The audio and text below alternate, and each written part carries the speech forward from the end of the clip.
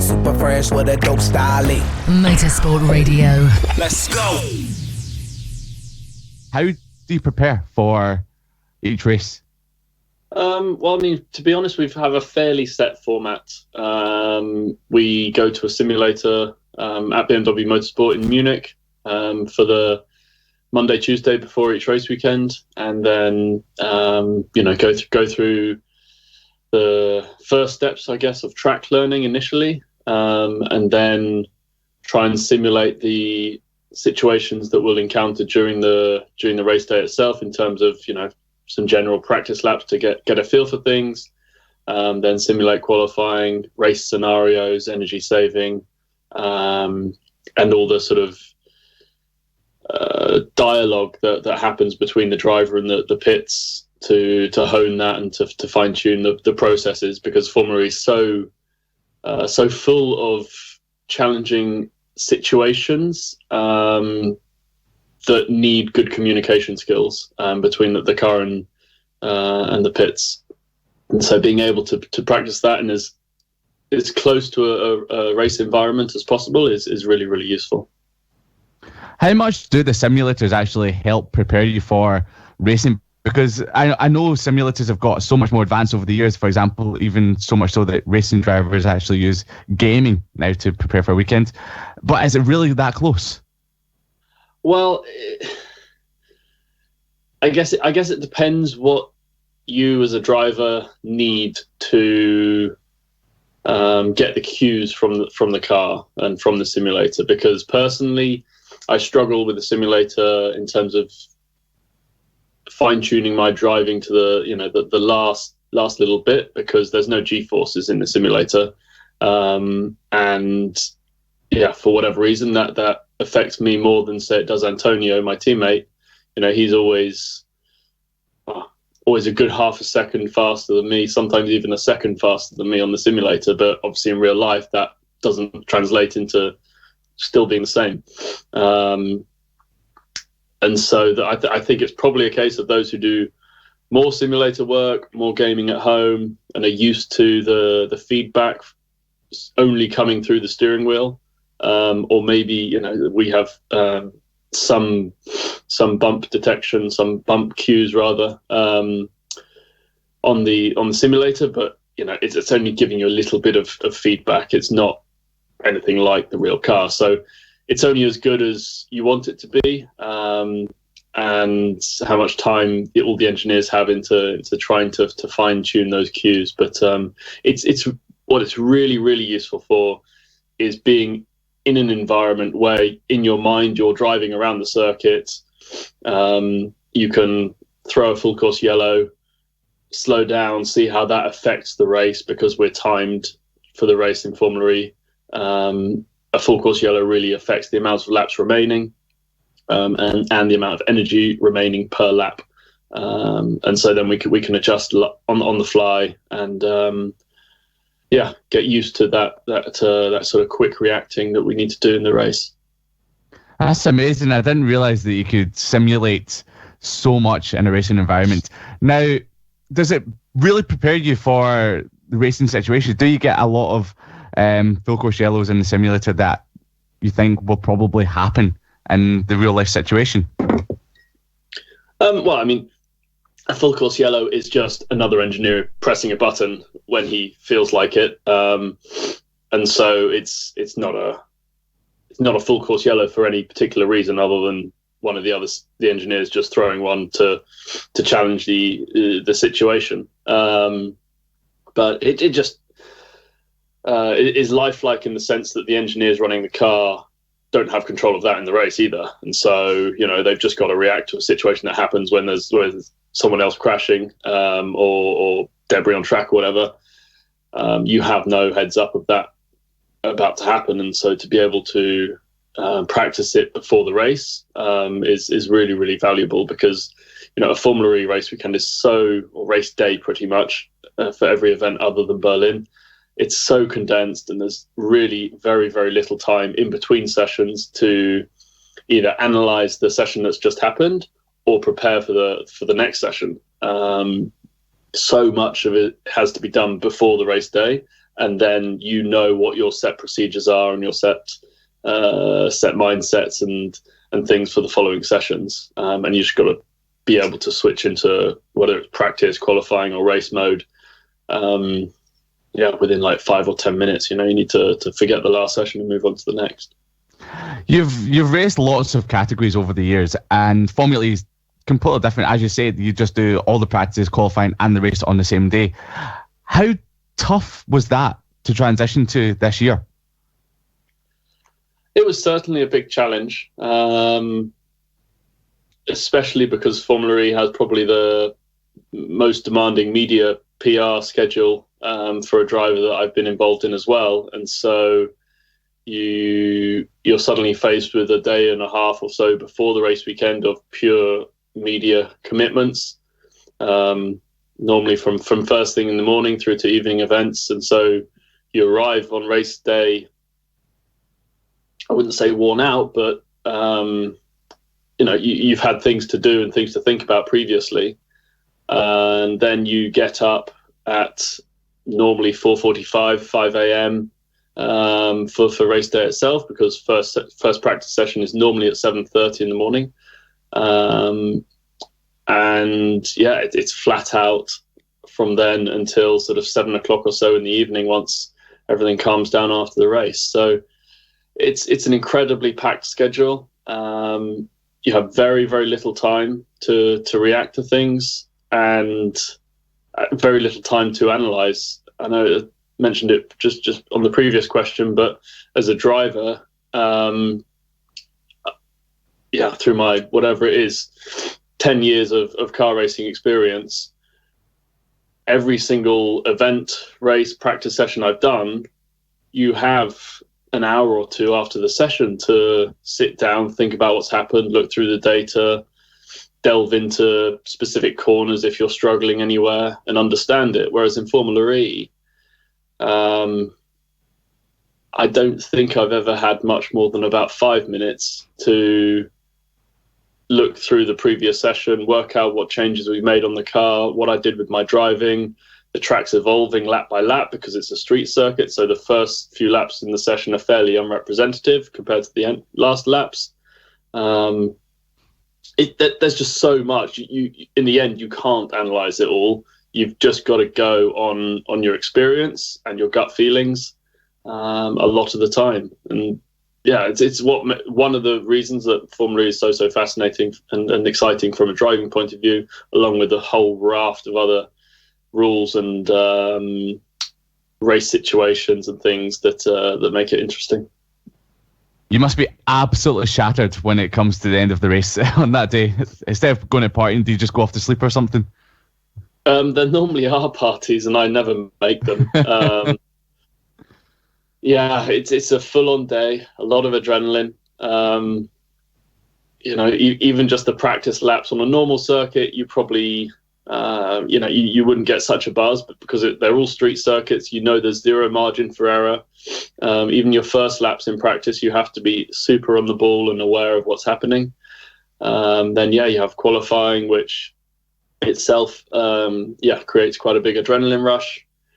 And then within a couple of hours of that, you've got to pick yourself back up and get buzzed up for the race as well. And so I would say it's far more mentally demanding, and at the end of the day, your brain is pretty fried, rather than being physically tired like you would be in some endurance races or something, or things like that. Is that a format that you prefer, or do you prefer sort of analysing things after a session and having a couple of hours off? Having some time to think is nice, but Formula E it's a really high-paced event, and it's exciting. I'm still relatively new to it, with it being my first year. Obviously, we've had a fair few races now, so I'm fully in tune with the format. But it's a really enjoyable thing, and I think if one's able to mix it with a little bit of endurance racing outside of Formula E, to still still have that in your career as such, in your years racing, then that would be a perfect mix to me. Now, you've touched upon it a little bit, the endurance racing. Will you be doing Le Mans this weekend? No, because I'm sat in my office at home. No, I shan't on. BMW, they've gone with some. I mean, Antonio, Augusto, Nicky, and Martin are the full season drivers, and then they've got Philip Eng and Jesse Krohn, who are two awesome guys to join them. So, wish them all the best. But unfortunately, I was there last year, but not this year. I was hoping you were going to say that, it's going to be a last minute deal. You're going to fly out tonight or something like that. So, no. That's what I thought. That's what the answer was going to be. So, come back to Formula E very quickly. Now, you've got Antonio Felix da Costa as your teammate this year. What is he like as a teammate? He's fantastic. We've known each other for many years. He was a couple of years below me in go-karts, but I still remember seeing him around the go-kart tracks when we were 14, 15, 16 years old. But then we were actually teammates in GP3 in, I want to say 2011, I think, in status. And so we got to know each other pretty well then. And actually we joined BMW at the same time, 6 years ago now. And although we haven't raced together that much in the same car, we've obviously been around each other a lot at events and get on well. And so to have that relationship prior to going into the first year of Formula E with BMW has been a really good thing to have, because there's been some challenging moments, there's been some really good moments, and to not be developing your sort of friendship relationship together during those up and down moments, to have that solid friendship, I guess, is really, really helpful to just get us to work together really closely for the benefit of the team, rather than any infighting that sometimes you see in some other teams. So I guess there was no massive fallout when you two came together at round 2 this year? No, there wasn't. I mean, don't get me wrong. Nobody in the team was happy about what happened. It was very disappointing. But we worked together as a team. We were openly critical of what we felt the situation deserved. Not of any one individual as such, but of, we just came together, worked through what went wrong, and moved forward together. And it's if anything, it's probably brought us even closer together to try and get that situation to reoccur and to capitalize on it. Absolutely. It's always great to see when teammates can come together and push forward. Now, you've had a tough rookie season, so to speak, in Formula E this year, but it's not, the standings don't represent how on form that you've been at most of the rounds. How much do you feel like you've just had bad luck this season compared to maybe someone else? Like, for example, Sam Bird's had awful luck as well, but some others have maybe not had much luck in that. So is it something that's hard to get past, or is it something you can move on from quite easily? Yeah, I mean, there's been a few people on up and down the grid that have had difficult seasons. So, yeah, I'm not going to sit here and ask for loads of sympathy. But the reality is that we've had a lot of results that have got away from us for all sorts of different reasons.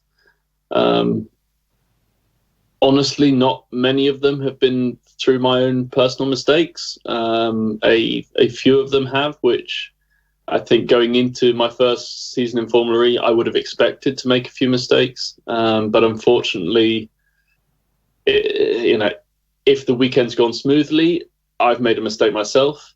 But then if I have a clean weekend, we've either had a technical issue on the car or someone's smashed into me during the race. When I was a bystander to the incident effectively, and ruined the weekend that way. So it's been a really tough season to keep picking myself back up in the team. But I've got to say, I'm really proud of how we've reacted each time. It's been a fairly relentless run of bad luck, but finally at Berlin, we, even there, to be honest, we had a 5-place grid penalty for an incident that I would say is questionable whether it can be attributed to my fault or not from Monaco's race, but anyway, the weekend itself went really smoothly in Berlin. We scored some solid points. We were fast, had a good qualifying session. So, hopefully we can build on that and have another strong one in Bern. Yeah, you mentioned about the penalties being a bit questionable. There's been a lot of drivers this year saying that. Do you feel that Formula E are a bit too tough on new drivers when there's a bit of contact but nothing too much? I wouldn't necessarily say they've been too firm or too harsh. I think what everybody probably agrees is that there's just been a bit of inconsistency. I think I would probably support them to be firm in their penalties. But yeah, they've I guess stewards in general, you've got to be confident that you're making the right decision and penalising the right person, first of all, and have gathered all the evidence that's available to come to that decision. I think that the firm penalties are actually a good thing because the Formula E cars are very strong, which in itself is a fairly good thing because otherwise, with even small contact, you can have people losing their front wing and the whole race is ruined for them because they have to do a pit stop when we don't have a pit stop race anymore. Quite easily you could have 3 or 4 people having to do nose changes each race that, it just ruins their race for no major gain. But yeah, if the cars are strong to allow us to generally get to the end of the race, I think the stewarding needs to be firm so that there's a clear set of rules that you can't just, drive up behind someone and smash them out of the way and get a 5-second penalty or something, if it ends their race. It's harsh penalties are good in that respect. Yeah, stewarding has been the hot topic of the whole motorsport world this past week, so I won't go too much into it, but do you think the stewards have possibly got it wrong a couple of times this season? Not just saying on yourself, but on other drivers as well?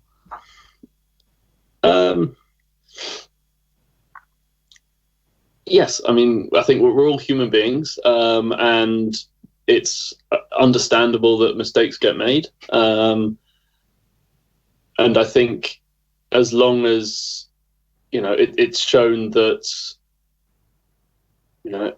all the evidence was used to come to that decision that was available at the time. And if things are a little bit ambiguous, I totally appreciate, the stewards have to come to a decision at some point. And if they feel it's the correct decision to penalise someone when actually the reality was slightly different, well, they've got a job to do, and I appreciate it's very, very difficult for them sometimes in certain situations. So I have no issues with them making a wrong decision as such if they've done all that they can to try and come to the correct decision.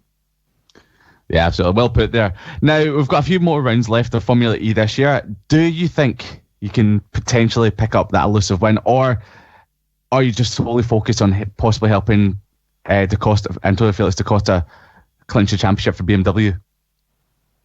Well, primarily I want to help the team get the best results possible, and obviously in the Drivers' Championship, that's Antonio.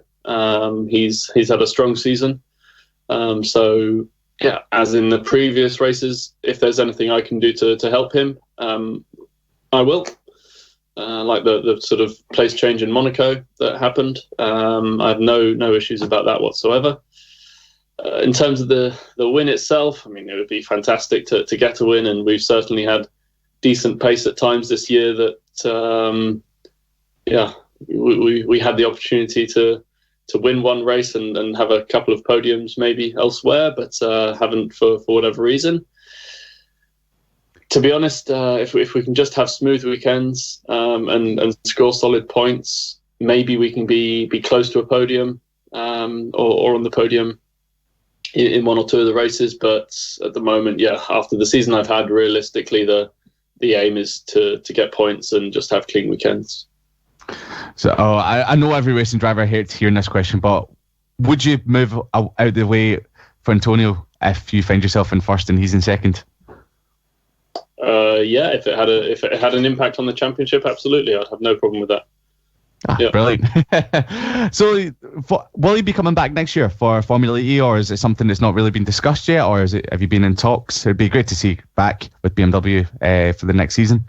Well, I mean, I would love to be back. First of all, it's been an amazing learning experience this year, and it'd be great to have a second chance to sort of capitalize on what's been learned. But honestly, at the moment, we are talking obviously with BMW. I've been with them for multiple years and would only want to continue with them, but there's nothing confirmed, and honestly I have no indication either way at the moment.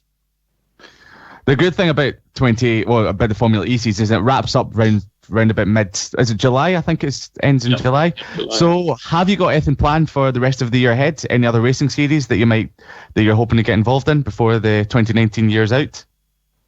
At the moment, there aren't many races that I'm planned to do. No, I did the WEC round at Sebring with BMW because that panned out okay on my calendar in between Hong Kong and China Formula E races. And yeah, I was due to do the Nürburgring 24 hours, but unfortunately the date moved from this weekend this weekend coming up to next weekend, I guess, to not clash with Le Mans.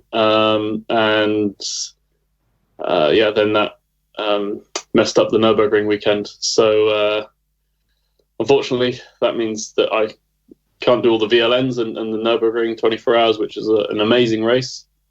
And yeah, that's about it. There's not a huge amount of other races that I can just drop into and do. So at the moment, the calendar's a little bit quieter. Obviously, if Formula E were to happen next year, then there's a whole load of testing to do over the summer. So it's not like I'm going to be sitting around at any point doing nothing. But equally, a few weeks off to spend time with the wife and kids wouldn't go amiss after the fairly hectic season we've had so far. Yeah, I was going to say, it's great the Formula E season wraps up when it does, because that means you've got the holiday to spend with the family. So, got any holidays planned with them?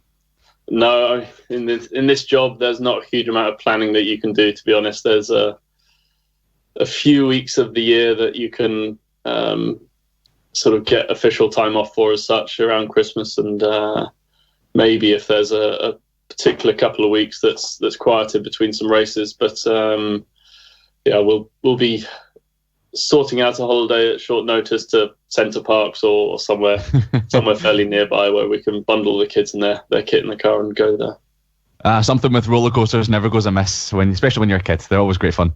Yes, yeah, roller coasters might be a bit much. They're only 2 and 4 years old, so they're pretty young. But yeah, anything with good kids activities is nice to get away to. I've always heard Alton Towers is really good this time of year, so there you go. Alton Park's good as well. That's like a roller coaster. Absolutely is. Yeah, a roller coaster in itself. Alexander, thanks very much for your time. It's been an absolute pleasure talking to you today. It's great to hear the insight you've given us from inside of Formula E and your plans for the rest of the season ahead. So best of luck for the rest of the year, and fingers crossed you can finally get some luck going your way. Awesome. Thanks very much. Thanks very much, man.